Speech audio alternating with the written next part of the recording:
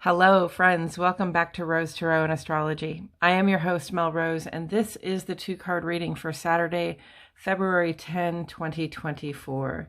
The sun is in Aquarius with Pluto and Mercury, and the moon, newly waxing, is in Pisces. Now, we had the new moon in Pisces, in Aquarius yesterday, which was lunar Imbolc, our observation of the pagan new year. This is also the lunar new year, which is celebrated by people of different cultures around the world, including Chinese New Year, which is a big celebration of, abundance and joy and connection. So, we're enjoying the rising light, and we're anticipating the spring coming up in just 6 weeks, and that's a really positive vibe. Now, today in the astrology, we have an interesting vibration come up between Mercury and Jupiter, where, our conversations may feel like they get a lot bigger, or our plans may feel like they get a lot bigger. But it's positive, but it's possible to say too much today. It's possible to go a little too big with the plans, so just keep that in mind. And if you want to know more about the astrology today, please check out the Astrology Today video. It's right next to this one on this channel. In fact, if you like this video, you can subscribe to this channel and then click for notifications. That way you'll know every time I post fresh daily astrology and tarot content, like I do. And as always, my friends, thank you so much for joining me today. I'm really happy that you chose to tune in. Okay, what's going on with these cards? Shall we see? We have what's coming in and what is going out. What's coming in today? Oh, we got the Knight of Wands. So I might wind up pulling another card. I'm going to see what I think about it.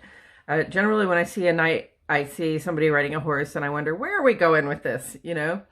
But the Knight of Wands, knights are helpers. They're helpful. They're on the path to mastery with the element they use. That's wands. Wands are fire. They're about your impulse to act. They do bring impulsiveness and restlessness. They bring, sort of a fire to, how do I want to say this? A fire to get moving. It's like lighting a fire under your butt, literally, okay? So the Knight of Wands comes in, and he comes in hot. He speeds things up. He wants to help, but it could be a really speedy thing. It could also just be a really passionate thing.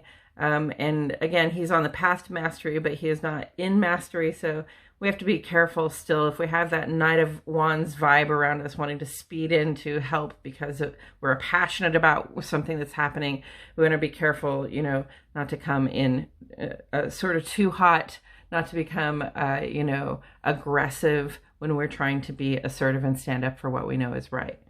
Okay, so that's what we're calling in. And what are we calling out?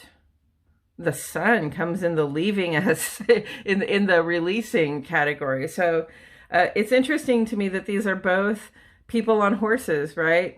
The image of the sun, the boy on the horse is much younger than the knight, but he's carrying a staff of his own, and it's a red flag, so it's still got that sort of fiery feeling to it. You've got the sun blazing in the background and the sunflowers. So lots of fire and action today. And what I'm thinking is, what we're releasing is this desire, this need that we have, or just this desire we have to be perfectly happy with the outcome of whatever it is that whatever it is we're doing today to stand up for what we know is right. Okay, so as Knights of Wands, we sort of roll in fast, and we want to stand up for what we know is right. We want to make the best argument. We want to take the best action that really shows in a passionate way, why our perspective and why our actions, we feel are justified. But, doing that, we have to, in my experience, being a fiery person, I have to sort of let go of the outcome being some sort of ideal outcome. Not everybody's going to be happy with you for standing up for what you feel or know is right.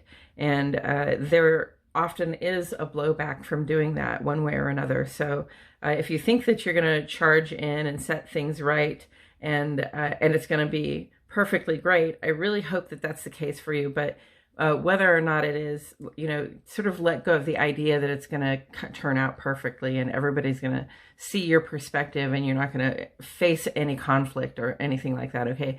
Be prepared for it not to go quite as perfectly or great as it seems. Sun is just a really optimistic card. So it's like, release your optimism, right? Let's get real. Let's be realistic about what the consequences might be of rushing in to do what we think is the right thing. Okay, I think we got there. I think that's all I have to say about it. Thank you so much for joining me today, friends. I truly appreciate it that you tuned in, and I'll catch you all in the next video.